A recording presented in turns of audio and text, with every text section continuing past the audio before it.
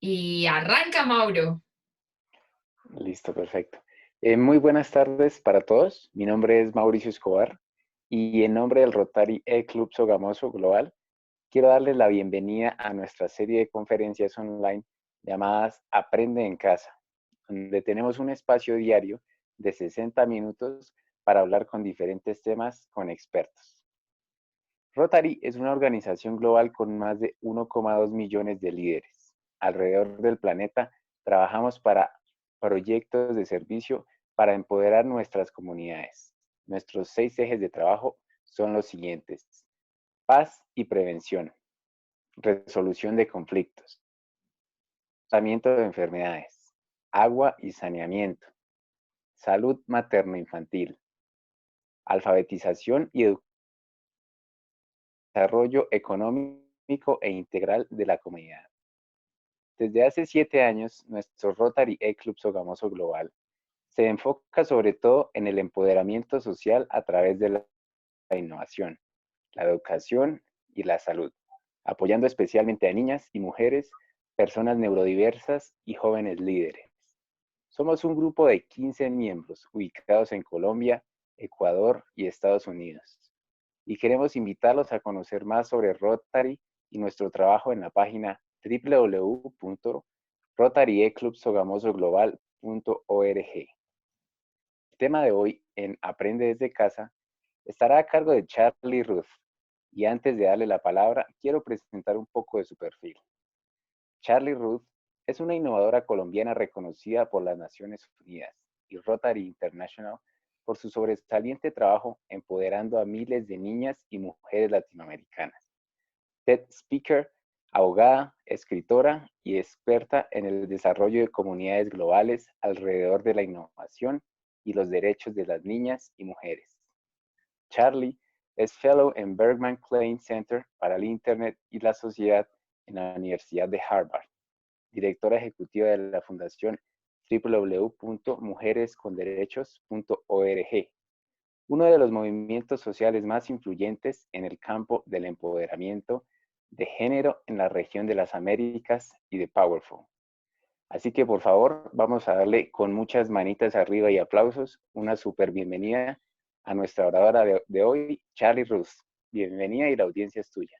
Ay, Mauro, muchísimas gracias, muchas gracias por tan buena y completa introducción. Para mí es un gusto y un placer saludarlos a todos detrás de esa cámara. Y bueno, estamos viviendo tiempos extraños y estamos viviendo tiempos desafiantes y lo mejor que podemos hacer como rotarios y como ciudadanos es ponernos en modo constructivo. Y creo que hacia allá va el propósito de lo que voy a compartir con ustedes en los siguientes minutos. Es que veamos esto en la dimensión que es. Es un desafío y es también una oportunidad. Es una oportunidad para que salgamos más fuertes, pensemos de manera más colectiva y sobre todo cada uno desde lo individual a lo social y a lo colectivo, hagamos una contribución. Aquí no hay contribución pequeña.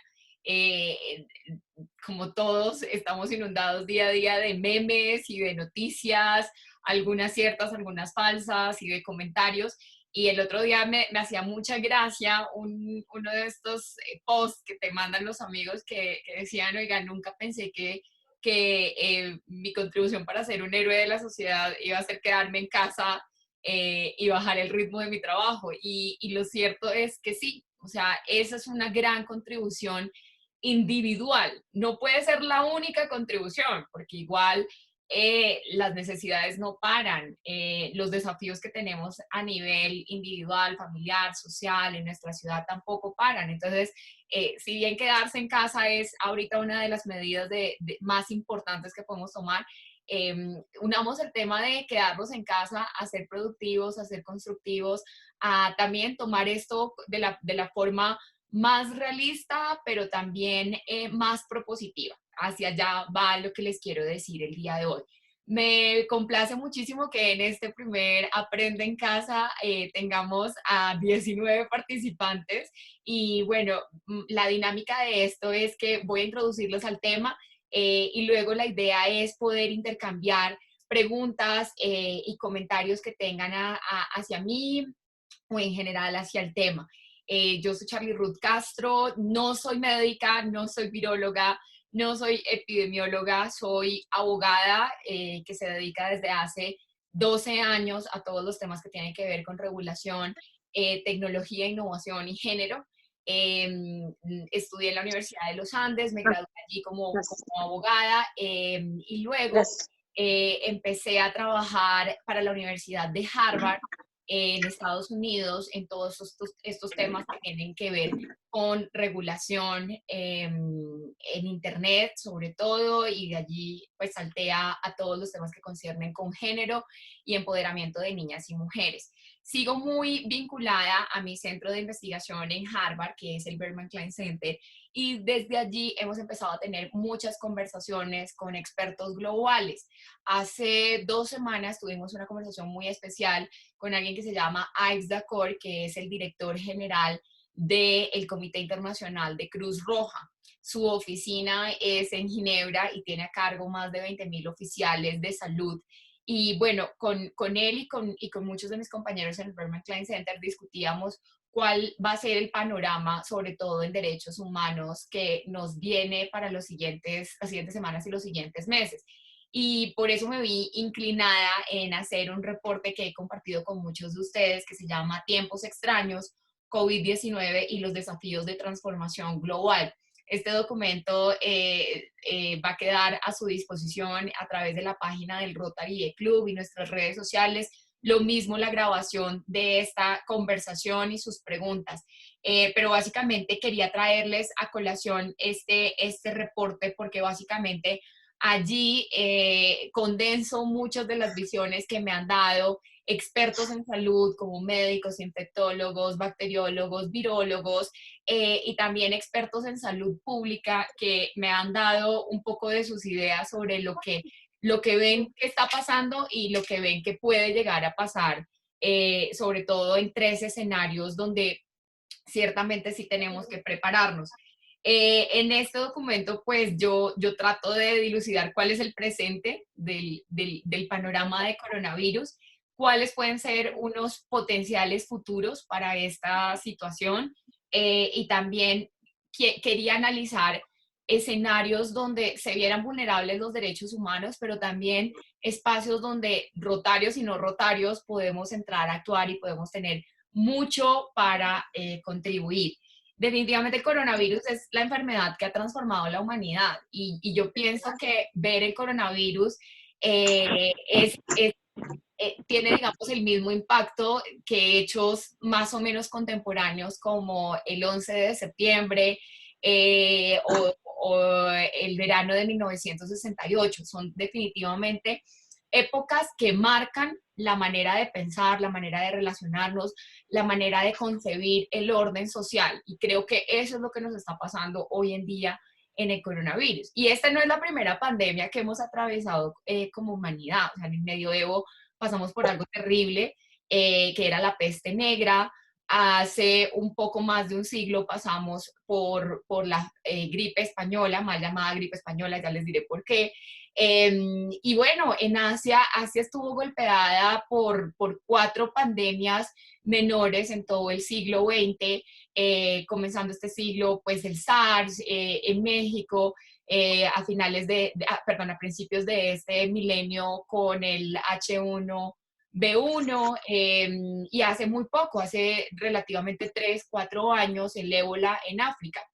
Pero ¿por qué el coronavirus se sale de todo orden? Pues porque es un tema que ha tocado a todos los países del mundo y nos va a seguir tocando de una manera muy profunda. Y no solamente es una conversación sobre salud pública, sino es una conversación que traspola todos los escenarios, el escenario económico, el escenario social, el escenario de la cultura y la educación, el escenario de las telecomunicaciones, el escenario incluso de las guerras. O sea, ¿cómo vamos a hacer guerras si estamos, por ejemplo, bajo la amenaza de un coronavirus? Es una de las preguntas que muchas personas se hacen ante los conflictos o las tensiones globales que ya venían surgiendo en estos momentos.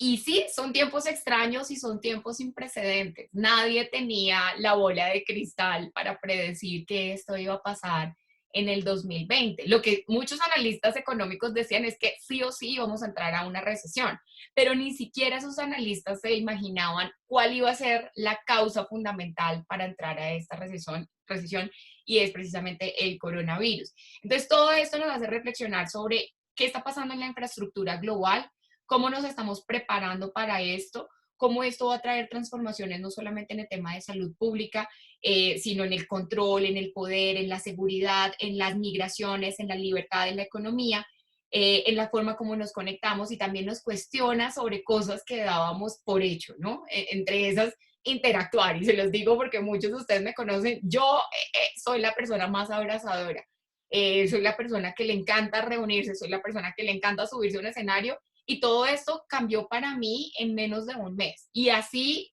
están pasando muchas transformaciones aún más profundas para millones de personas. Ahora, yo sí tengo el convencimiento de que toda crisis trae muchas oportunidades. No trae una, trae muchísimas. Tratar de verlas creo que es el desafío de estas cuarentenas que estamos haciendo en nuestros países. Eh, Hay muchas personas que están aterrorizadas y hay muchas personas que están tomando este tiempo para construir soluciones. Aquí la pregunta es, ¿usted quién quiere ser después de que se acabe esta crisis? ¿Quién construyó una solución o quién dedicó su tiempo y su energía a preocuparse? Y yo creo que vale la pena pensar en el primer escenario. ¿Qué sabemos hoy del coronavirus? Bueno, que empezó en China, en una región llamada Wuhan. Gracias a estos mercados sucísimos y llamados los mercados mojados o de wet markets. Y lo que sabemos es que se expandió muy rápidamente, o sea, en cuestión de días, y avanzó con una gran rapidez por toda Oceanía, Europa, las Américas. Curiosamente, de las regiones mundiales que menos casos tienen hoy por hoy, es África. Y muchos expertos africanos dicen, bueno, de algún modo no tener tantas conexiones comerciales con Occidente nos ha servido para refugiarnos y tener más o menos contenida la situación, porque realmente si África presentara un escenario parecido a lo que presenta hoy en Estados Unidos, pues sería una catástrofe de dimensiones descomunales. Lo que se dice y lo que sabemos es que los casos a nivel mundial de personas infectadas con coronavirus se duplican cada 7 días. Entonces, la próxima semana vamos a tener el doble de lo que tenemos hoy en día y así hasta que alcancemos un pico global. El problema es que nadie sabe cuándo exactamente vamos a alcanzar el pico global. Y aquí hay una teoría desde la epidemiología que dice, mire, hasta que haya suficientes personas que hayan estado expuestas al virus, se va a crear la inmunidad. Y aquí hay dos visiones de parte de dos escuelas epidemiológicas. La número uno dice, hay que procurar por hacer el cuidado colectivo. Y el cuidado colectivo es que a cualquier costo hay que tratar de proteger a las personas que han estado expuestas al virus, hay que ayudarlas y en general a la población hay que contenerla para que no hayan más propagaciones. Al igual, el tema de la responsabilidad individual haciendo aislamiento es muy importante, no para ayudar a detener el contagio, es que es imposible detener el contagio. Lo que sí hace el aislamiento social es desacelerar o tratar de aplanar la curva de expansión del virus. Y un caso de esto es como lo que ha hecho un país como Colombia y lo que vienen haciendo otros países en la región. La otra escuela epidemiológica lo que dice es, ¿sabe qué? Hagamos una exposición colectiva. Es decir, que la mayor cantidad de las personas quede expuesta y que estando expuesta, pues se vuelvan inmunes y con la esperanza, digamos, de que luego haya una mejoría en la población cuando aparezca una vacuna o cuando aparezca un retrovirus. Pero obviamente de entrada se está asumiendo que van a haber muchas pérdidas humanas, es decir, que vamos a tener que enterrar a muchas personas porque hay personas que no van a sobrevivir a esto. Y esto que suena como un poco maquiavélico y un poco chiflado, pues era la posición de muchos estadistas, inclusive hasta la semana pasada, entre ellos Estados Unidos, entre ellos Boris Johnson del Reino Unido, que Dios castiga la soberbia, terminó contagiado por el COVID-19. Pero ese señor hace 3 semanas estaba diciendo, pues, selección natural, que entre el virus al Reino Unido y que se infecte quien se tenga que infectar y se muera quien se tiene que morir. Obviamente eso es muy fácil decirlo cuando uno no está enfermo, cuando el hijo o el padre de uno no está enfermo y cuando tú tienes una seguridad económica que te dice, pues ya, si me enfermo me voy al hospital y que me atiendan en la mejor sala y me den una habitación privada. Pero es que eso es una visión bastante egoísta porque eso en verdad no sucede para la inmensa mayoría de las personas. Ahora, aquí el tema es que hay la siguiente tabla de porcentajes. Entonces, del 100% de personas que se contagian de coronavirus, el 80% va a tener la peor gripa de su vida. No solamente porque si es una gripa fuerte, sino porque viene todo el tema psicológico. Entonces, realmente sí vas a tener la peor gripe de tu vida, pero ese 80% va a sobrevivir, va a salir adelante. Es cuestión de 15 a 20 días en que los síntomas son muy fuertes, pero eventualmente se sale adelante. Del 100%, el 15% de esas personas van a necesitar una hospitalización. Y el 5% de esas personas van a necesitar hospitalización, pero en una unidad de cuidado intensivo. ¿Por qué? Porque van a tener serios problemas respiratorios y van a necesitar de máquinas que ayuden a sus pulmones a oxigenar. ¿Por qué? Porque por lo general lo que sucede es una fibrosis pulmonar muy fuerte que impide que la persona pueda respirar. Ahora, ¿cuál es el problema de contagiarse? El problema de contagiarse es que uno pasa a través de una ventana asintomática. Entonces, en ese periodo asintomático, usted puede estar contagiando a muchísimas personas al hablar, al respirar, al ir caminando por la calle, al compartir con su familia y usted puede ignorar que tiene COVID-19. Y ese ha sido el gran reto del COVID-19 frente a otras pandemias. Lo que sabíamos del ébola es que se adquiría muy rápido, presentaba síntomas muy rápidos y suena triste lo que voy a decir, pero si te daba ébola, estabas prácticamente muerto, o sea, ya te estaban alistando el ataúd. En el caso del coronavirus no es así. ¿Por qué? Porque uno puede durar asintomático muchos días y mientras tanto estar repartiendo el virus a través de la aerosolización y exponer a otras personas a este problema. Ahora, hay otra cosa que yo he visto y es que mucha gente joven dice, pues soy joven, no me va a pasar nada, que llegue el coronavirus. Y esa es una de las visiones más egoístas que podemos tener. ¿Por qué? Porque ser joven no es sinónimo de ser inmune. Ser joven es que te puedes contagiar, si tienes problemas respiratorios o inmunológicos precedentes, te va a dar muy fuerte y puedes terminar incluso en una unidad de cuidado intensivo.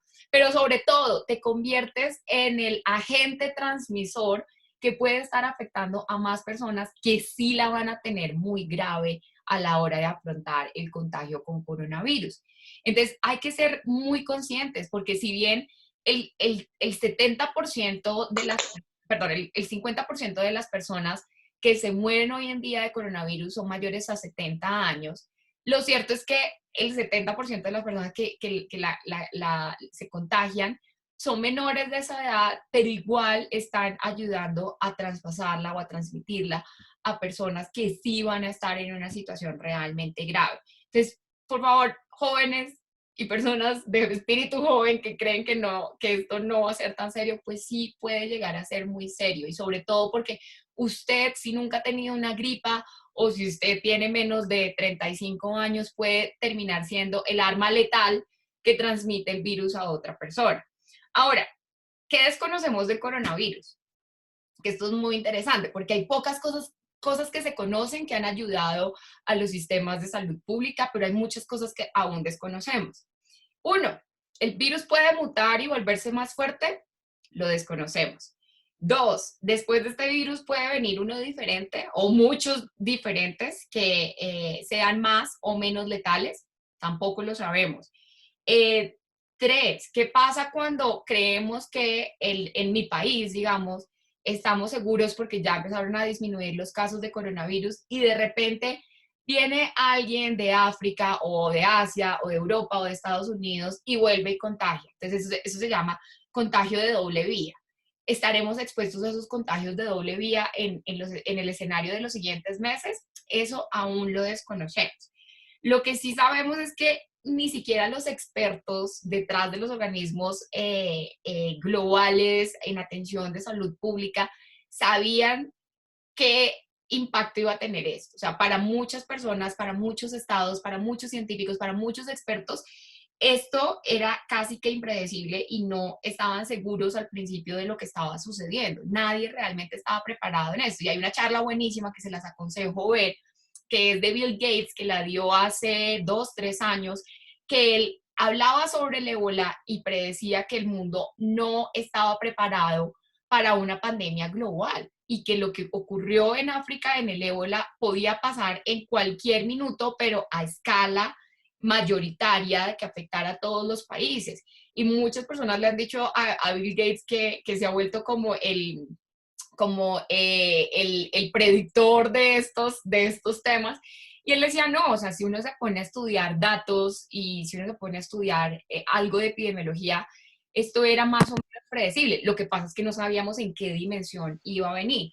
Entonces, ¿cuál es el escenario de hoy? Pues hay que adaptarnos a tiempos extraños. Y esto ha abierto la sensación de que hay mucha incertidumbre, de que no estamos preparados para esto, ni a nivel personal, ni a nivel social, ni a nivel nacional, ni a nivel global, y sobre todo que no sabemos hacia dónde va la movilidad de las personas, no sabemos hacia dónde va la democracia de los países, no sabemos hacia dónde va el sistema público de salud. Y es normal que hoy estemos en una situación global de incertidumbre. Ahora, ¿qué es lo que están haciendo hoy en día los países? Muchos de los países están tratando de buscar el paciente cero. Es decir, están tratando de buscar quién fue la primera persona que presentó síntomas y cómo se movió esa persona en los días subsiguientes para ver, digamos, dónde están los puntos de contagio más álgidos, hacia dónde se está expandiendo la enfermedad. Pero lo que muchos coinciden es que inevitablemente que se encuentre el paciente cero o no, lo que dicen los expertos es que en este 2020, más o menos entre un 30 y un 40% de la población global se va a infectar de coronavirus, lo quieran o no. Inclusive, alguien como Angela Merkel, que es la canciller del Estado alemán, hace 3 semanas alcanzó a decir, es probable que el 70% de los alemanes terminen contagiándose de coronavirus. Y así estamos llegando a este momento a decir, bueno, va a ser casi que inevitable proteger a todas las personas, incluso en aislamiento social, así que preparémonos para que más o menos entre un 30 y un 40% de la población se vayan a infectar. Ahora, hay una pregunta que yo me hacía en mi reporte y se las transmito a ustedes. ¿Tiene el coronavirus la potencia de convertirse en algo como la gripe española? Que para ser justos no se debería llamar gripe española, sino pandemia de la gripe de 1918. ¿Qué pasó? En verdad la gripe española comenzó en el estado de Kansas, en los Estados Unidos. Y lo que pasa es que los españoles fueron los primeros en reportar casos de soldados que venían de los Estados Unidos hacia Europa en la Primera Guerra Mundial, y entonces, pues, por ser los primeros anunciantes en que tenían casos, pues se les adjudicó el tema de la gripe española, pero si fuéramos justos, fue una gripa que comenzó en los Estados Unidos hace un poco más de un siglo. La respuesta a la pregunta de que si tiene la misma potencia es no lo sabemos, pero imaginémonos que hace más de un siglo esta gripe se transmitió a 1/3 de la humanidad. Y era tan peligrosa que incluso, o sea, a los animales se le transmitía la gripe española, y entonces ustedes revisan archivos de fotos, ven a personas utilizando tapabocas, a gatos, perros utilizando tapabocas, a familias completas utilizando tapabocas, porque esa era la realidad. No había nada más que hacer sino tratar de cubrirse y permanecer aislados socialmente. Ahora, lo que sí les puedo decir es que si la gripe española tuviera la dimensión o mejor dicho, volteo la cosa, si el coronavirus tuviera la dimensión de la gripe española, pues con toda certeza les digo que no hay sistema de salud preparado para ello. Y nada más para darles un ejemplo, si este fuera el escenario, si en Estados Unidos el coronavirus llegara a tener el impacto y la dimensión que ha tenido o que tuvo la gripe española, pues se necesitarían más de 2 millones de unidades de cuidado intensivo y hoy en Estados Unidos solamente hay 46,000 unidades de cuidado intensivo. No hay más. En la economía más fuerte del mundo no hay más unidades de cuidado intensivo. Y ni se hable de lo que pasa en Latinoamérica, porque estamos en peor condición, siendo muy honestos.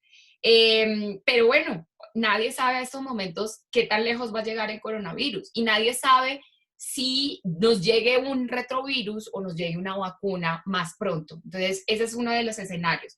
¿Qué pasa con la realización de las pruebas? Las pruebas es como el gran cuello de botella allí, porque digamos que idealmente, si un estado como el Estado de México o el Estado colombiano pudiera realizar pruebas rápidas o pruebas inminentes a la población que ha sido contagiada o de la cual se tiene sospecha de que ha sido contagiada, las cosas serían muy fáciles. O sea, realmente en cuestión de días se podría separar a la gente que ha sido contagiada de la gente que no, y hay que cuidar a los contagiados y hay que tratar de proteger a las personas que todavía no se han contagiado.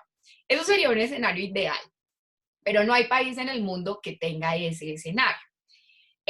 Corea del Sur lo ha hecho muy bien, ¿sí? Porque, ¿qué pasó? Ellos se dieron cuenta que prácticamente el paciente cero llegó a una congregación religiosa y entonces en cuestión de minutos las personas que estaban en esa comunidad o congregación religiosa pues se contagiaron y empezaron a llegar a sus casas y básicamente todas vivían en el mismo barrio. Entonces, en muy pocas horas se pudieron dar cuenta quién era el paciente cero, hacia dónde se había dirigido las personas que se habían contaminado y pudieron hacer contención rápida de eso. Además, han sido apoyados por el tema de que ellos sí tienen pruebas rápidas de muchas empresas que las están fabricando en Sur Corea y las personas pues básicamente llegan como a un autoservicio de McDonald's y entonces sin tener que bajarse del carro les apuntan con esos termómetros infrarrojos y saben si tienen pico de fiebre o no y rápidamente les hacen el testeo rápido para comprobar si tienen o no tienen coronavirus. Entonces, en cuestión de 15 minutos se puede saber con estas pruebas rápidas si la persona ha sido o no contagiada por coronavirus. Pero ese es el caso de Corea del Sur. Estamos muy lejos a ser Corea del Sur en nuestros ambientes latinoamericanos y eso es un gran reto. O sea, les digo, ni siquiera en Estados Unidos ha ocurrido esto, con todo el capital que se mueve en la economía más fuerte del mundo. Entonces, ese es un gran reto. Ahora, la otra cosa que no se habla mucho es dónde están los focos de infección. Cuando uno va a analizar país por país y ciudad por ciudad, uno debe darse cuenta dónde, en qué parte de las ciudades se están infectando las personas. Y lo que no se habla mucho, o por lo menos yo no he escuchado tanto, es que los focos de infección están en los barrios donde hay una clínica o un hospital y donde llegan las personas. Entonces, por favor, por vida suya, no se le ocurra ir a un hospital o a una clínica si usted realmente no va a tener un parto, no se está desangrando o no tiene sospecha de tener coronavirus. Porque si usted va por cualquier otro motivo, va a llegar a un lugar donde están llegando todas estas personas que de verdad necesitan atención urgente y que de verdad tienen la potencialidad de estar infectados y usted se va a infectar. Cerca a los hospitales, en los barrios, es donde sale la gente que se está contaminando más de coronavirus. Y estos son, digamos, datos que nos da la inteligencia artificial y nos da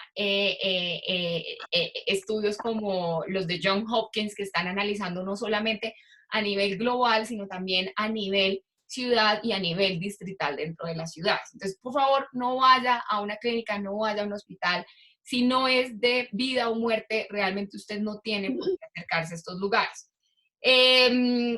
Las medidas de aislamiento social son dolorosas y son necesarias. Y sí hay que hacerlas. Eso, lavarse las manos, utilizar un tapabocas, que ahora les muestro el mío, que no tiene que ser el tapabocas perfecto, pero que al menos le ayude a cubrir a usted la superficie de su cara y sobre todo el área nasofaringea, sirve.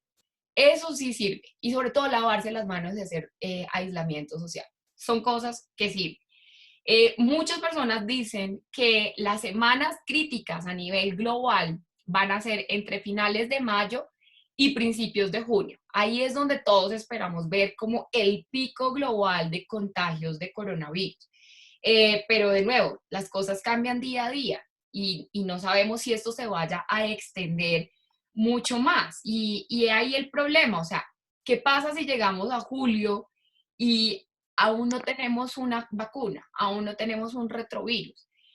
Porque no solamente es el tema de contagio de coronavirus, es que las economías ya se pararon, es que esto está generando tensiones sociales a todos los niveles, es que esto puede convertirse en un caldo de cultivo para violaciones sistemáticas de los derechos humanos, a todos los niveles, no importa si usted es pobre o rico, si vive en un barrio bonito o si vive hacinado en una casa con 10 personas más.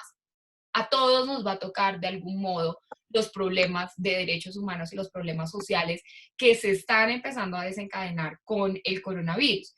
Y para cualquier estado lo mejor es tener contenidas a las personas en sus casas, ¿sí? Porque tener a la gente en la calle, en el transporte público, en las iglesias, en los conciertos sería una locura, sería o sea, un homicidio general.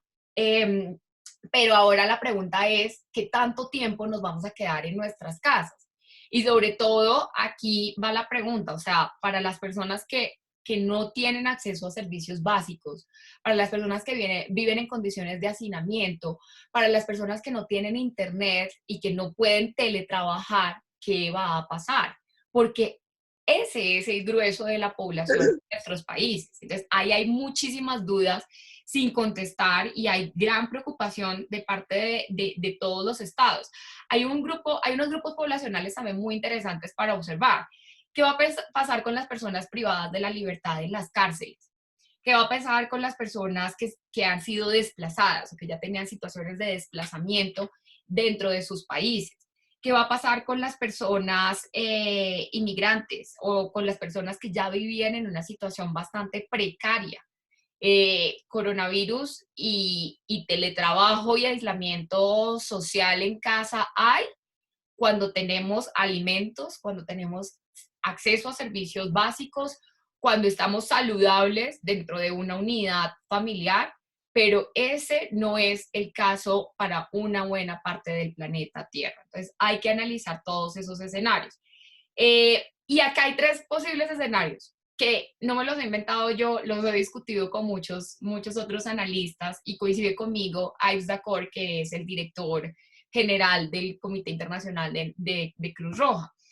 Hay tres escenarios. El primero es el siguiente. Vamos a ser resilientes y vamos a hacer una recuperación muy rápida una vez se acabe el coronavirus. Es decir, una vez tengamos el escenario de no nuevos casos de coronavirus y contagios en el mundo. Y entonces en este escenario decimos, bueno, pese a las muertes, pese a la recesión económica, pese a los cambios geopolíticos, como sociedad global vamos a ser capaces de salir adelante y entonces con más ganas y en menos tiempo vamos a hacer que los motores de la economía vuelvan a activarse y esto puede llegar a tomar entre 6 y 9 meses, pero lo vamos a lograr si trabajamos en equipo. La idea es utilizar el tiempo de la crisis como una oportunidad para vernos de una manera diferente, para entender que, o sea, no hay cambios sociales si todos no participamos en ellos, si todos no contribuimos en ello. Y bueno, digamos que nos tomamos este tiempo para pensar cómo se pueden fortalecer las democracias en nuestros países. Después de la cuarentena y de los problemas económicos y sociales, se reabren las fronteras, las personas vuelven a movilizarse, vuelven a sus trabajos, vuelven a tomar vuelos y digamos que regresamos a una normalidad relativa antes del coronavirus. Aquí vamos a tener más muertes de lo que quisiéramos, pero los países son capaces de trazar unos planes de recuperación rápida y bueno, para lograr este escenario, pues todos debemos ayudar a que esas medidas de seguridad individual y colectiva se mantengan durante los meses y puede que haya medidas que se vean autoritarias, es decir, que hay que mandar a la gente a las casas, hay que hacer racionamiento de recursos, hay una movilidad interna muy limitada, pero digamos que en general aceptamos estas medidas que en principio parecerían autoritarias dentro de una democracia por el bien de todos, por el bien común. Ese es el primer escenario. El segundo escenario es que haya un estado de emergencia global y prolongado. Y acá las cosas se empiezan a poner feas, porque esto dura muchísimo más de lo que esperábamos y entonces todos los estados del mundo, todos los países del mundo entran en un estado de emergencia. ¿Y qué pasa en los estados de emergencia? Pues la autoridad mayor del país decide qué se hace sin pedir consulta a nadie. Y digamos que este es un mundo relacionado con los temas de control y de uso de la fuerza sobre los ciudadanos. Este es un escenario que ya se está viendo en países como China, porque China ha ocultado muchísima información y sigue ocultando información y no permite que las personas y los científicos y los ciudadanos hablen sobre lo que en realidad está pasando en China, pero lo cierto es que los casos en China son muchísimo más grandes de lo que imaginamos. O sea, China nos está presentando un escenario de, ay, nos vamos recuperando, pero en verdad no es así. Y China desde el principio ha ocultado muchísimos datos. Pero bueno, en este segundo escenario, lo que va a ser muy duro de afrontar es que el Estado tenga que intervenir en mi privacidad y tenga que observar qué es lo que estoy haciendo, qué búsquedas en Google estoy haciendo, ¿sí? Como, ¿qué pasa si estoy infectado con COVID-19? Ah, mi información va a un centro de datos y ya me tienen identificada que posiblemente tengo COVID-19. Y el problema es que esto de no pedir el consentimiento de las personas y esto de invadir su privacidad se convierte en un escenario completamente autoritario. Y ahí hay que tener mucho, mucho, mucho cuidado porque puede inclusive dar pie a segregar a las personas, ¿sí? Entonces, el grupo de los que han tenido COVID-19 ya no puede volver a viajar a los Estados Unidos o a Europa o a China o pierden su trabajo por haber tenido COVID-19 y el Estado o las agencias de datos lo saben. Eso realmente es un escenario muy, muy, muy inconveniente. Y el tercer escenario, que yo no quiero ser ave de mal agüero, por supuesto que no, ni los expertos que yo he consultado quieren ser aves de mal agüero, pero la verdad es que puede ocurrir. Y ese tercer escenario es que haya un caos global. Y el caos global es que la gente diga, ¿qué carajos? O sea, tengo hambre, el Estado no me ayuda, hay represión, tengo niños o personas adultas enfermas, entonces voy a salir a las calles, voy a romper toda esta norma de aislamiento social, la gente se amotina, la gente se contagia, contagian a quienes pueden contener a las personas, que es la policía o los militares, y ahí sí que pueden venir escenarios realmente graves que hay que prevenir. Y bueno, con esto, pues lo único que les quiero decir es que en este momento estamos en el escenario número 1. Hay países que están avanzando hacia el escenario número 2 y ahí inmediatamente incluyo a China e incluso a India. O sea, si ustedes ven en la televisión, pasan cosas muy, muy fuertes de analizar allí porque la verdad la policía está Señora, conteniendo a cualquier medida. no, por el COVID, uno que enviaron a la... ¿Y cuál es el problema acá? Es quién le va a poner freno a estos estados que se conviertan en entes autoritarios. Ahí no hay ninguna respuesta y ahí lo mejor que podemos hacer es tratar de prevenir esos escenarios y tratar de que nuestros estados sean lo más transparentes y jueguen con las reglas democráticas pese a estar en una situación difícil y vivir unos tiempos extraños. Va a ser muy interesante ver qué va a pasar con los países que ya llevan temas de vulnerabilidad extrema, temas de pobreza extrema, temas donde ya se aplicaban escenarios autoritarios, conflictos armados, donde ya había una fuerte carencia de recursos médicos y donde realmente hay muy poca infraestructura para atender a las personas. Y les puedo dar los nombres de los países, o sea, hay que analizar qué va a pasar en el Líbano, en Jordania, en Siria, en Afganistán. Pero para no ir demasiado lejos, hay que mirar aquí en Latinoamérica qué va a pasar con países como Venezuela, como Haití, como Nicaragua o como Bolivia. Hay que prestar mucha atención. Y bueno, ¿en qué se deben invertir los estados si quieren superar la crisis? En salud, es completamente obvio, en alimentos, porque es fundamental para atender la sobrevivencia de las personas y sobre todo de las personas más vulnerables, en seguridad, porque es un punto crítico. Y esto va a depender de un país a otro, pero lo que sí les puedo decir es que reglas claras generan que las personas cumplan las reglas, pero reglas confusas, mensajes distorsionados, presidentes que van abrazando a sus ciudadanos y al mismo tiempo dicen, pues si es un poco grave la situación, mejor si váyanse a sus casas a hacer aislamiento, eso produce caos. Entonces, realmente tiene que haber una coherencia dentro de los estados y tiene que haber una coherencia dentro de los dirigentes de los estados para que la gente realmente se sienta comprometida a seguir estas nuevas normas sociales para prevenir los contagios. Y un último punto que yo lo rescato mucho, los estados también tienen que invertir en educación y cultura. Y si bien ese es el primer rubro que se ha cortado, porque obviamente la gente piensa primero en salud, alimentación y seguridad, lo que va a traer estabilización a mediano y largo plazo es realmente invertir en la cultura y en la educación de las personas. Eso es fundamental. ¿Qué puedo decirles por último? O sea, creo que para concluir, puedo decirles que esta crisis nos está obligando a reimaginarnos como sociedad, lo cual es súper chévere. Nos está obligando a preguntarnos a nivel individual para dónde va nuestra vida.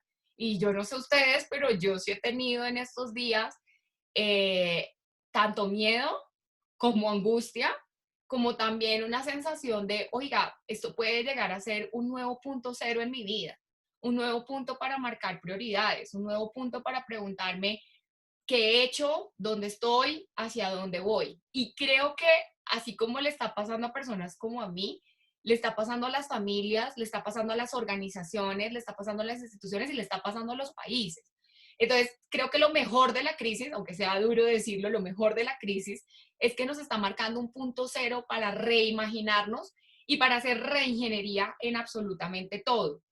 Obviamente los estados tienen que aprovechar esto para construir planes estratégicos en el tema de mejorar la infraestructura de salud, la seguridad ciudadana, las telecomunicaciones que son fundamentales hoy más que nunca y la gestión de datos para la atención de crisis. Esos son como los puntos más claves. Eh, lo que sí puedo decir es que sí, la responsabilidad personal, unida con tu responsabilidad personal, con la responsabilidad personal de mi vecino, hacen mucho. Pero si yo salgo a fiestas, si yo no me cuido, si yo tengo todos los síntomas y no le digo a nadie y sigo contagiando a las personas, realmente mi responsabilidad personal se va a transferir en un fracaso social. Entonces, aquí el tema es pensar que nuestro comportamiento individual sí tiene una incidencia en el comportamiento colectivo y que no se trata de me salvo yo y salvo a mi familia, sino realmente hay que decir, me voy a cuidar yo y cuidándome a mí, voy a cuidar a otras personas y al final del día me voy a preguntar, ¿qué más puedo hacer para cuidar a más personas? Ese sí es el reto, ese sí es el cambio de paradigma para el que deberíamos de estar avanzando todos. Preguntémonos qué nos está diciendo esta crisis. yo creo que eso ha sido como el experimento mental que hago conmigo misma todos los días. ¿Qué me está diciendo esta crisis? ¿Qué me está diciendo sobre mi trabajo? ¿Qué me está diciendo sobre mi personalidad? ¿Qué me está diciendo sobre mi manera de relacionarme con las 3 personas más que viven en mi casa, que son mi familia? Que se supone que los amo, pero a veces también es angustiante convivir las 24 horas juntos. Y esto nos lleva a pensarnos qué me está diciendo la crisis de todo lo que tengo que mejorar y de todo lo que tenemos que mejorar. Nadie sabe si esto vaya a ser como la gripe española. Ojalá que no, realmente ojalá que no. Pero lo que sí tenemos que aprender de otras pandemias es que los seres humanos somos seres resilientes, somos seres que nos adaptamos incluso a las circunstancias más difíciles y que entre más resistencia hagamos al cambio, pues más nos demoramos en adaptarnos. Pero si abrazamos el cambio y decimos, bueno, cambio, ¿qué puedo hacer para avanzar contigo? Ahí vamos a tener un sentido de adaptación mucho más rápido. Frente a todos estos factores nuevos y desconocidos en esta gran crisis global, lo importante es pensar que sí somos resilientes y que adentro de nosotros ya llevamos todas las herramientas de resiliencia, de adaptación, de ingenio, de colaboración, de sobrevivencia que necesitamos. Cite en nuestro ADN está todo lo necesario para construir una mejor sociedad, para construirnos de manera mejor. Pero hay que darnos cuenta que hoy es el momento para pensarnos cómo generamos un sistema global más incluyente y mejor preparado para este tipo de crisis. Y aquí termino yo y aquí comienzan ustedes con sus preguntas y con todos los comentarios que quieran hacer. Bueno, estuvo muy buena tu charla, Charlie. Te agradezco muchísimo y yo creo que todos te agradecemos mucho. Muy Muchas gracias. completa, Muchas gracias, Mauro. supremamente, yo creo que muy verídicos los datos. Y pues yo sí tengo una pequeña pregunta, más Claro, como para dejarlo, yo creo que a futuro. ¿Qué opinas tú que puede cambiar, digamos, por ejemplo, en la interacción de las personas después de que ya culmine, digamos, o se normalice ese tipo de situación? Porque, digamos, por ejemplo, como tú nos mencionabas con la gripe española, pues yo creo que el 90-95% de la gente, pues, de esa época, no, hoy en día no está viva. Entonces, prácticamente que esto es nuevo para todo el mundo. mm, Entonces, ¿qué crees tú que pueda cambiar a futuro en la interacción, por ejemplo, con las personas? varias cosas, pero yo resaltaría 3 principalmente. Número 1, que vamos a aprender a ser más racionales y más racionales con el uso de los recursos y con el uso, y uno de los recursos más importantes es el tiempo de otros. Al no vernos y al estar distanciados, creo que en un escenario positivo donde salgamos de esto, vamos a ser más responsables con el uso del tiempo de otros, con el tiempo que utilizamos para construir con otros, para interactuar con otros. Vamos a darnos cuenta que en general hay que ser muy racionales con el uso de todos los servicios públicos, con el hecho de poder movernos, con el hecho de poder viajar, con el hecho de poder reunirnos. Creo que eso, si bien se ve como malo en principio, créeme que puede ser buenísimo, porque veníamos a un ritmo de gastar, de consumir, de desperdiciar, y creo que esto nos va a obligar a ser mucho más racionales. La segunda cosa, pienso yo, es que todos estamos entrando en una fase de aprender o de mejorar nuestro aprendizaje en cómo utilizar la tecnología a nuestro favor. Y esto es clave. O sea, organización que quiera sobrevivir es organización que en estos momentos está formando a sus empleados para teletrabajar. Y el problema es que pueden venir más pandemias, pueden venir más crisis como estas. Entonces, creo que este es un muy buen momento para preparar a tu equipo y enseñarle este tipo de herramientas de comunicación y de interacción. Entonces, yo creo que ese va a ser un segundo gran cambio importante. Y un tercer cambio importante, que ese sí me da miedo, es que durante muchos meses vamos a tener miedo de acercarnos mucho al otro, de aproximarnos mucho al otro. Y yo me acuerdo de mi mamá que habla de sus abuelos es decir, de mis bisabuelos, que llegaron siendo niños de personas que salieron de España precisamente por la gripe española, y ellos vivieron toda su vida de una manera como muy distante del otro, casi a un punto de desconfianza del otro. Eran personas que cuidaban mucho los recursos porque habían vivido hambruna y habían vivido todo el tema del desplazamiento por la enfermedad. Y yo pienso que la historia, que es cíclica, puede devolvernos a ese punto, de ser un poco más distantes, de ser un poco más fríos, de tenerle miedo a la interacción con el otro. Eso sí me da miedo de ese miedo. Súper, muchas gracias.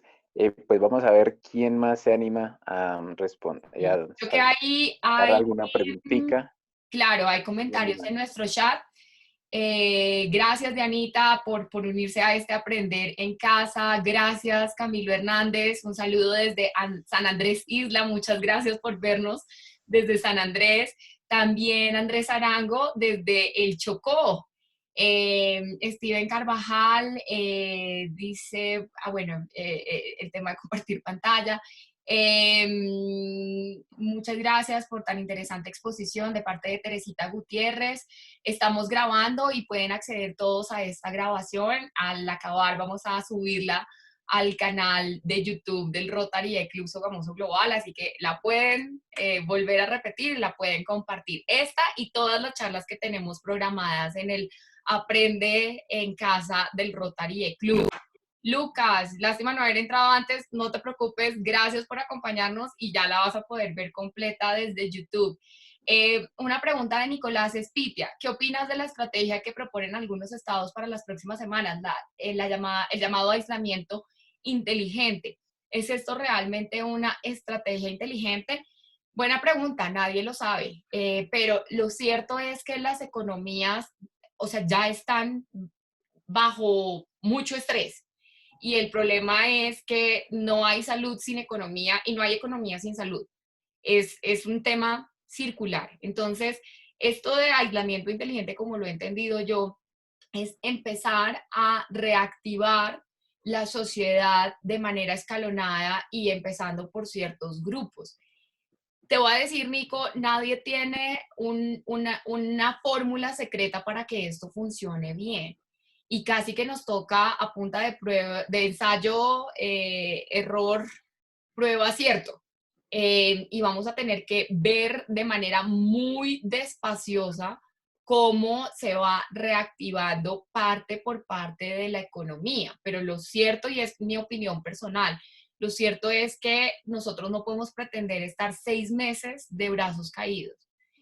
Ya hay carencias alimentarias, ya hay personas que están bajo mucho estrés porque ya las despidieron. Los despidos van a seguir continuando y este es un año de recesión económica global. No hay país que se vaya a salvar, ni Liechtenstein, ni Estados Unidos, ni Suecia, ni Sudáfrica, ni Japón, ni Colombia. O sea, acá estamos todos en esta misma situación y se vienen muchos despidos. Realmente el otro día yo escuchaba de la Asociación Latinoamericana de Microempresas que se espera que 800,000 microempresas en Latinoamérica cierren durante el 2020. Esa es la situación. Entonces, sí hay que empezar a hacer este tema de reactivación inteligente. Más que aislamiento inteligente, es reactivaciones inteligentes, pero hay que ser muy cuidadosos y hay que realmente esperar a ver cuál es la evolución de los contagios. Andrés Arango desde Pereira, un saludo. Steven Carvajal desde Tampa, Florida, otro saludo. Muchas gracias, Steven. Alejandra Pérez, Charlie, genial siempre, gracias. Frida, querida Frida desde México, muy interesante la exposición, gracias por la oportunidad. Saludos desde Pereira, como siempre tu intervención muy agradable, muy ilustrativa tu charla. Frida dice, no cabe duda que los seres humanos debemos ser más conscientes de cómo serán nuestras vidas de ahora en adelante. Sí, sí, Frida, ese es el reto, pensar cómo me vuelvo más consciente, pensar cómo gasto menos, cómo optimizo más mis recursos y los recursos de otras personas, pensar también en formas creativas. O sea, créanme, estoy ahorita apasionada por la biografía de Leonardo da Vinci y de muchos de los renacentistas, y el Renacimiento como época en la humanidad surge después de la peste, y renacer es eso, es volver a la vida trayendo los elementos buenos que nos servían antes y potencializándolos y siendo creativos para generar esas soluciones que hoy no existen, pero que necesitamos. Creo que acá vamos a empezar después del coronavirus, yo veo una época renacentista a nivel global. No va a ser fácil, el tránsito de aquí a allá va a ser muy complicado, pero después de esto podemos salir más fuertes, más creativos, más unidos, con mayor conciencia humana, y eso puede ser una gran oportunidad. Dice otra pregunta. Claro que sí, Steven, puedes hacerla con el micrófono, por favor. Bueno, yo tenía una pregunta. ¿Sí me escuchan? No sé si me escuchan. Sí, Steven, te escuchamos. Ok, bueno, yo tenía una pregunta.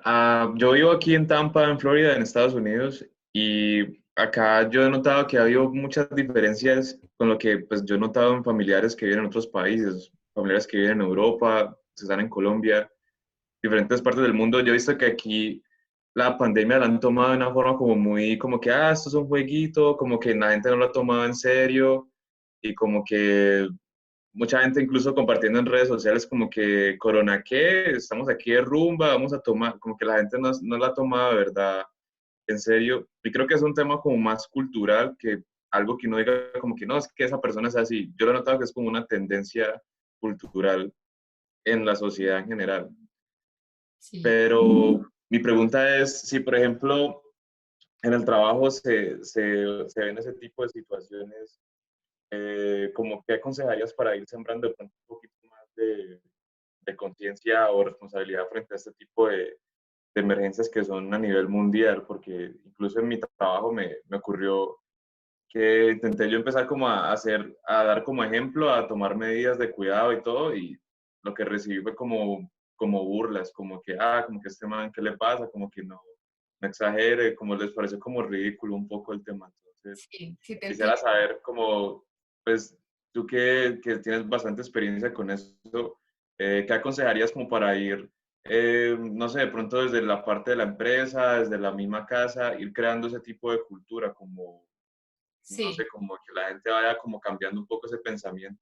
claro. Incluso escuché comentarios en la misma compañía que decían como que, eso es algo que está matando viejitos, como que nosotros no vamos aquí a cerrar porque se van a morir los viejitos de Florida o los viejitos de Estados Unidos. Yo Sí, pienso que como que todos somos seres humanos y que claro. pues, solamente una vida es importante. Y yo te digo que, o sea, ese pensamiento de que se mueran los viejos es un pensamiento egoísta, que ha marcado el tiempo en el que vivimos.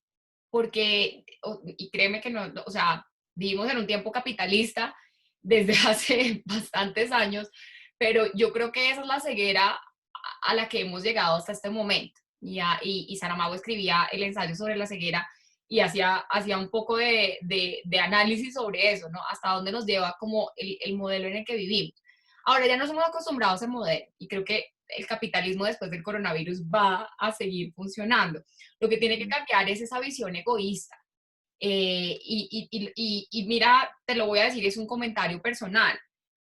Hace 4 años, o hace 3 años específicamente, Donald Trump estaba denegando todos los avances de la ciencia en los Estados Unidos, estaba negando que existiera un cambio climático, cerró el presupuesto para muchas de las agencias científicas dentro de los Estados Unidos y dijo, no necesitamos ciencia, necesitamos es capital, necesitamos es empresas y necesitamos volver a ser grande a los Estados Unidos.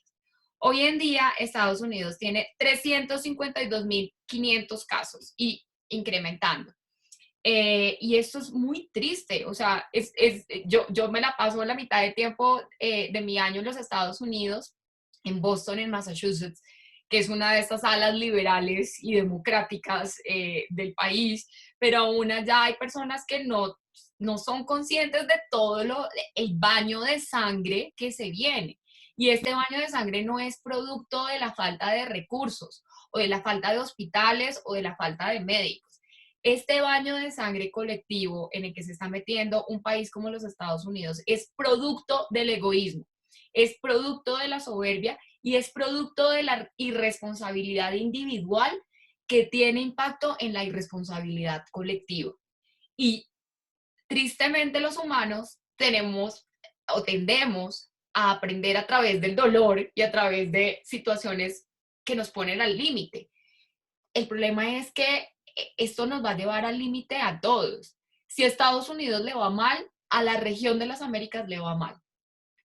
Es así. Y si a Estados Unidos le va mal, a todos los países que comparten economías integradas con los Estados Unidos nos va a ir mal. Entonces, creo que acá el consejo es, mira, sé el cambio que tú quieres ver. Primero que todo, hay que tener una conciencia individual muy alta y decirse a sí mismo, esto lo estoy haciendo por mí, pero también porque quiero cuidarme a mí y porque quiero cuidar a otros.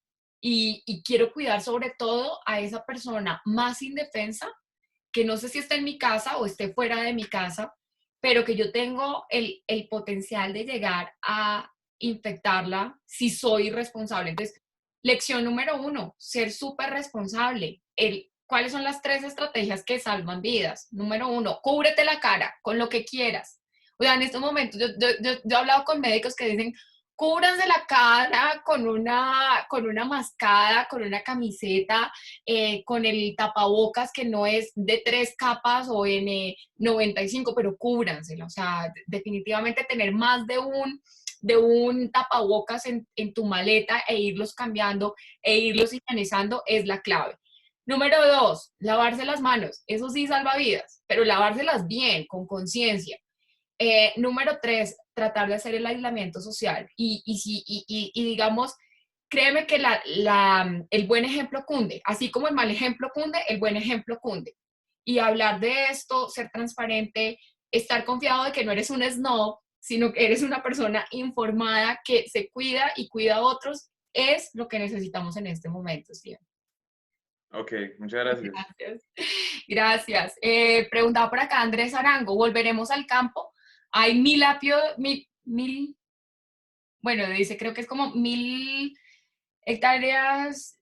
Bueno, no entendía la segunda pregunta, pero ¿volveremos al campo? Sí, definitivamente vamos a volver al campo y los campesinos se van a volver muy, muy, muy valiosos en esta época porque a ellos hay que cuidarlos muchísimo. Sin campesinos no hay producción alimentaria y sin producción alimentaria todos vamos a tener un muy mal escenario en esta crisis. O sea, la gente, hay personas que también me dicen, puede que haya un impacto muy grande en el tema de las muertes producidas por desabastecimiento alimentario. Eso asusta muchísimo. Entonces hay que cuidar a nuestros campesinos y el trabajo en el campo se va a volver a reivindicar definitivamente. Creo que algo que nos hace falta hacer es hacer un mapeo de los campos, de la producción agrícola que tenemos en nuestros países. Y ahí hay propuestas por hacerse. Entonces puede ser muy interesante ver eso.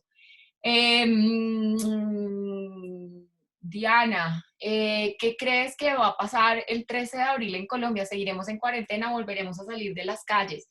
A las calles, perdón.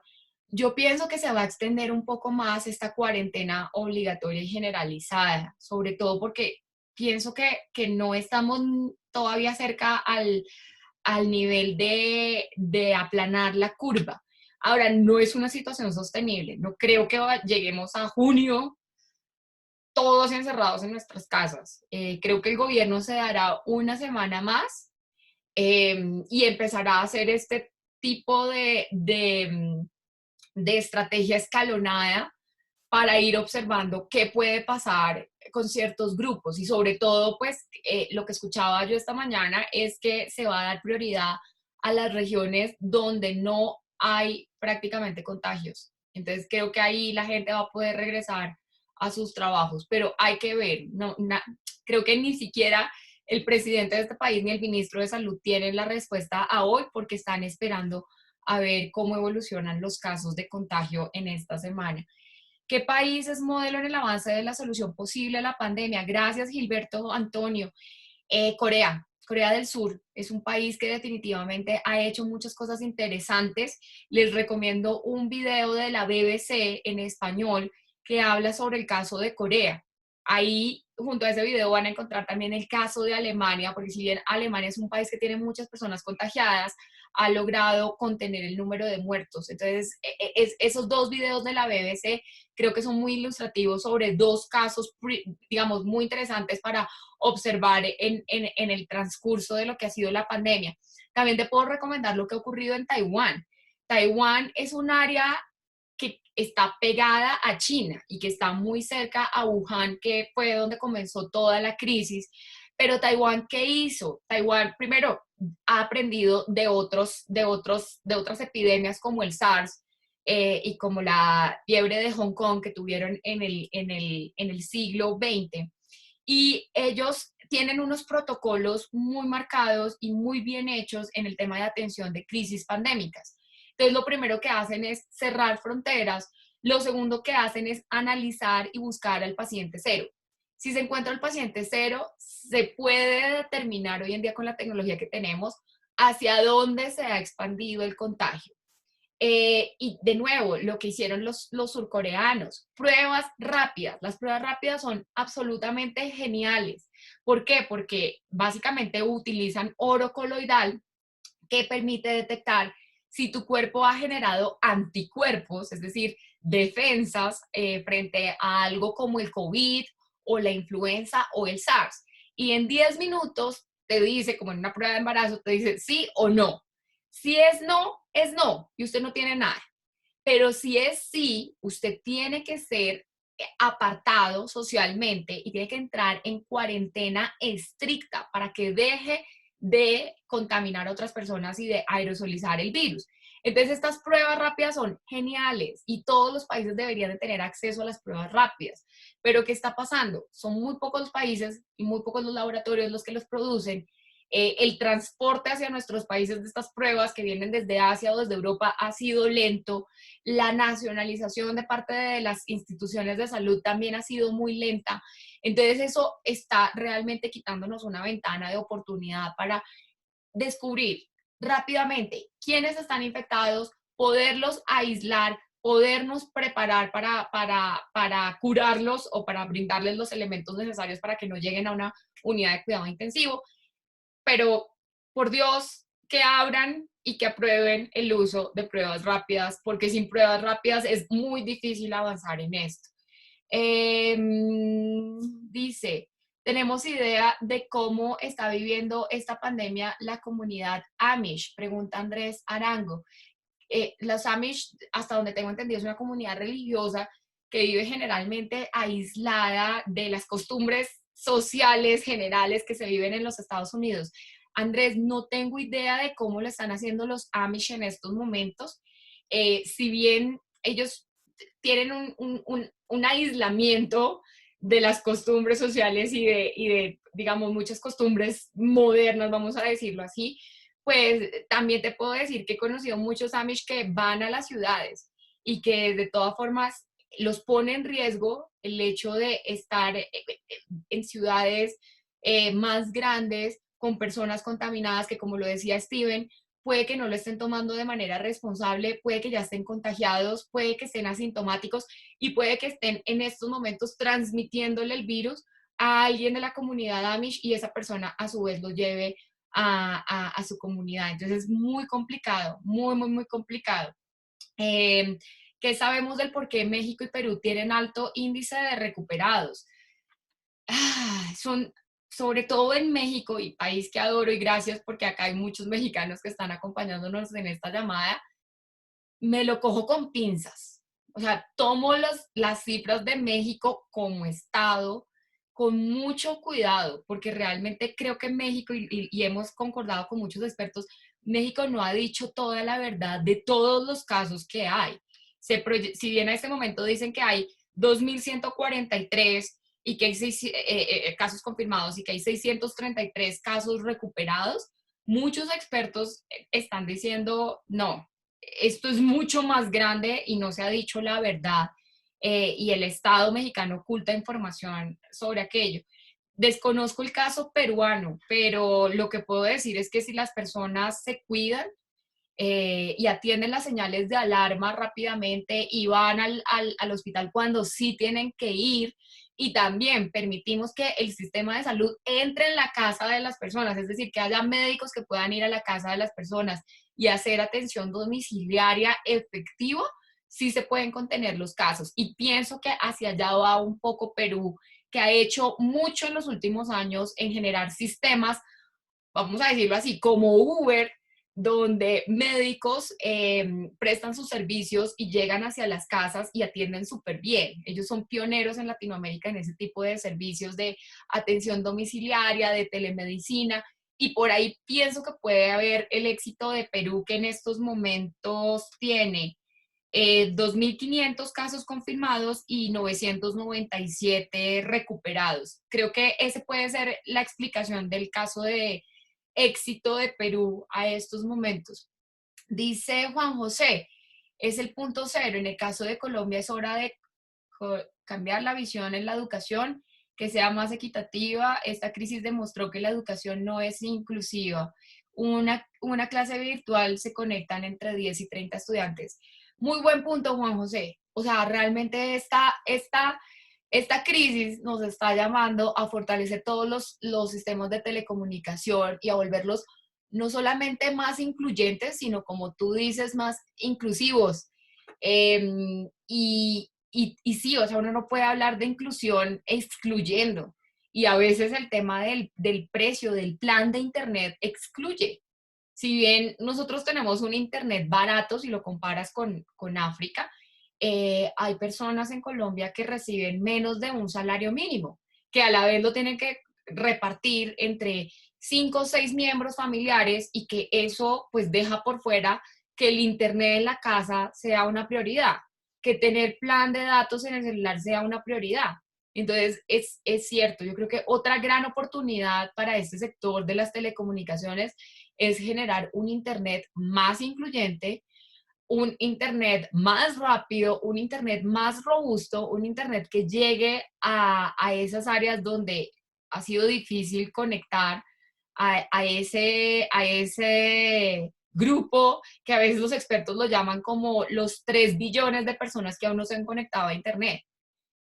Ahí es donde hay un gran reto y sí, o sea, la educación es fundamental. Si las personas en estos momentos no aprovechan para educarse en algo, en lo que sea, en lo que quiera, quiero aprender a cocinar, quiero aprender a hacer yoga, quiero aprender idiomas, quiero aprender sobre economía, quiero aprender sobre salud, grave, grave, porque gente ociosa es gente que después se puede convertir en un peligro social en general. ¿Por qué? Porque son las personas que están deprimidas, son las personas que ingresan a esta línea de violencia doméstica, son personas que pueden romper las reglas y se pueden salir a la calle y pueden contagiarse y contagiar a otros. Entonces, realmente la educación y la cultura sí son elementos muy, muy, muy, muy, muy, muy claves. Y sí es cierto, acá lo que se está demostrando es que todavía no tenemos una educación tecnológica o digital que incluya a todos. Entonces, ahí hay que trabajar muchísimo. Voto esta idea. ¿Qué pasa si educamos a las personas a través de la radio? Si educamos a las personas a través de la televisión. Yo tengo en mi imaginario eso de que decían algunas personas en los 90 con mucho orgullo de yo recibí mi bachillerato por radio. Suena muy loco, pero pues para las comunidades donde no, es difícil el acceso al Internet, pues utilicemos canales como la radio, utilicemos canales como la televisión, demos un paso atrás potencializándonos con todo lo que tenemos hoy. Y está válido, o sea, lo que no puede pasar es que la gente esté desinformada y que la gente no se eduque, sobre todo en estos momentos críticos. Andrés, ¿qué tal el tema en Salvador? Hoy el presidente puede ser el rockstar latinoamericano con sus anuncios promocionados en redes. Muy bueno lo que hizo el presidente de Salvador, pero aún así, Salvador también tiene casos y son muchos menores, están muy contenidos. Definitivamente Salvador pudo hacer a través de sus investigadores epidemiológicos el tema de buscar el paciente cero. Y sí, o sea, tomó una muy buena decisión en el momento que era. Y es completamente plausible lo que hizo. No conozco nada más de su presidencia y de su estilo de gobierno, pero en esto sí que se lleva varios puntos y en esto sí que es un rockstar. Y creo que Salvador va a pasar a la historia de la pandemia, no solamente por esta gestión, sino también porque en un país de ese tamaño, con esas condiciones, se puede hacer una muy buena investigación de las causas epidemiológicas, cosa que es absolutamente imposible hacerla hoy en día en Brasil con 11.500 casos. Eh, entonces, creo que se lleva todos mis aplausos por haber tomado la decisión correcta en el momento correcto. Martica dice, felicitaciones Charlie y el Rotary Club Sogamoso Global, muy interesante esta charla. Estoy muy juiciosa aprendiendo y tomando las sugerencias. Dice, más que una sugerencia, más que una pregunta, es una sugerencia. ¿Cómo puede ser la tarea y el compromiso individual? Y también cómo puede ayudar la fe en estos momentos sin importar la religión. Martica, toda la razón. O sea, me uno sobre todo al último punto y es que tiempos extraños exigen un extra de fe y un extra de unión, sea cual sea la religión, la creencia. Creo que en estos momentos sí es importante tener fe de que esto nos va a mejorar, tener fe de que de esto vamos a salir juntos y vamos a salir adelante y vamos a salir más fuertes, porque la fe brinda esa plataforma que le permite a uno generar soluciones, aunque hoy en día no parezcan evidentes esas soluciones. Entonces me uno a ti, creo que sí es bueno tener fe en estos momentos, a lo que ustedes le tengan fe. Si le tienen fe a Dios, a la vida, al mundo, a la existencia, a ustedes mismos, pues ténganse fe. La fe ayuda a que mentalmente estemos bien. Y si mentalmente estamos bien, físicamente vamos a estar bien. Y personas que ven el vaso medio lleno crean soluciones. Personas que ven el vaso medio vacío se aterran, se bloquean, no ven soluciones y todo lo contrario, le ven problemas a las soluciones en vez de crear soluciones a los problemas. Entonces creo que sí. Y bueno, creo que con esto, porque ya se nos ha pasado el tiempo, vamos a concluir. De verdad, muchísimas gracias. En el punto más álgido de esta reunión hubieron 37 personas conectadas, cosa que me da mucha emoción y felicidad. La charla que vamos a tener mañana la va a dar Carlos Rodrigo Castro y es una charla muy interesante que nos invita a pensar cómo vamos a afrontar la crisis económica global que está ocurriendo y cómo podemos ser agentes de cambio y agentes de soluciones frente a esta crisis. No se puede esconder la crisis, es muy difícil y hay que admitir que vamos a tener tiempos duros desde la parte económica, pero Rodrigo nos va a dar algunos tips para aprender y para ver dónde puede estar la solución que a nivel individual y a nivel colectivo debemos generar. Por acá preguntaba Daniel Chiquillo, ¿crees que la sociedad mundial va a entender la importancia de los médicos, los científicos, los empresarios? ¡Oh! Sí, gracias Daniel, porque creo que creo que eso es otra gran lección de estos momentos. Sí, definitivamente sí. Creer en la ciencia, invertir en los científicos es la estrategia más segura que tienen todos los países del mundo en estos momentos. Entonces, sí, definitivamente la ciencia entra en una etapa de reivindicación y de renacimiento y de fortalecimiento en esta época. Y para dar un ejemplo de Colombia, lo que ocurrió hace una semana y media con la Cienciatón, y la Cienciatón despertó, creo que fueron 700 grupos de investigación y de innovadores en toda Colombia que van a recibir un tipo de ayuda económica para que sus innovaciones mejoren y se conviertan en productos que ayuden al sistema hospitalario. Eso fue buenísimo y en México también está ocurriendo lo mismo con los innovadores y alrededor del mundo está ocurriendo un movimiento muy interesante sobre reivindicar la ciencia y sobre apoyar a los innovadores científicos y tecnológicos que tienen mucho que aportar en esta crisis. Así que sí, este es un muy buen momento.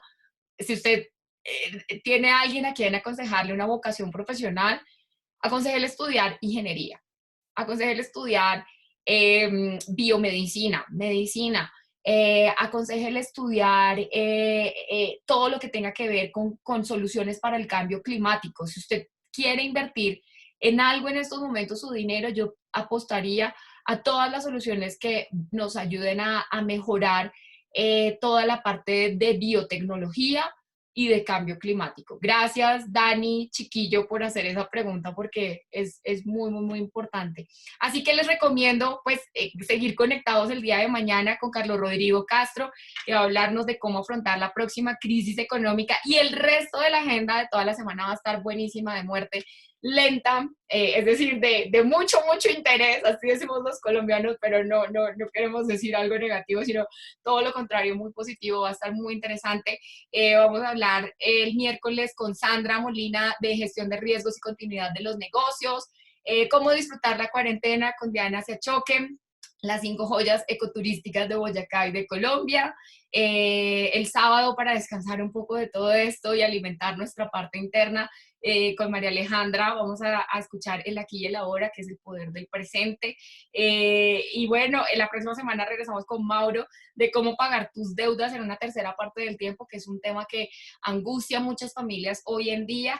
Y vamos hasta el martes con Liderazgo 4.0 con mi amiga Claudia Arismendi desde México. Así que está todo esto muy, muy, muy interesante, no se lo van a perder.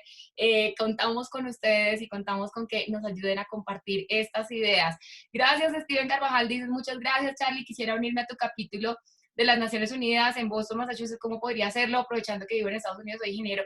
Claro que sí, hay muchas cosas para hacer, Steven, así que te escribo por acá en privado para compartir de todo lo que hacemos desde el EcoSoc Youth Forum, que este año fue interrumpido por el coronavirus, pero que te puedes unir a todas las estrategias que estamos haciendo jóvenes que apoyamos el tema de una mejor sociedad y el desarrollo de los objetivos de desarrollo sostenible, perdón, que acá muy orgullosamente muestro mi botón, pero claro que sí, Steven, así que muchas gracias por tu pregunta y ya te escribo por el interno. Muchas gracias a todos, una excelente tarde para todos, mil gracias, sean felices y manténganse saludables en su casa, apoyándose y apoyando a otros. Un gran abrazo desde el Rotary Club Sogamoso Global. ¡Chao!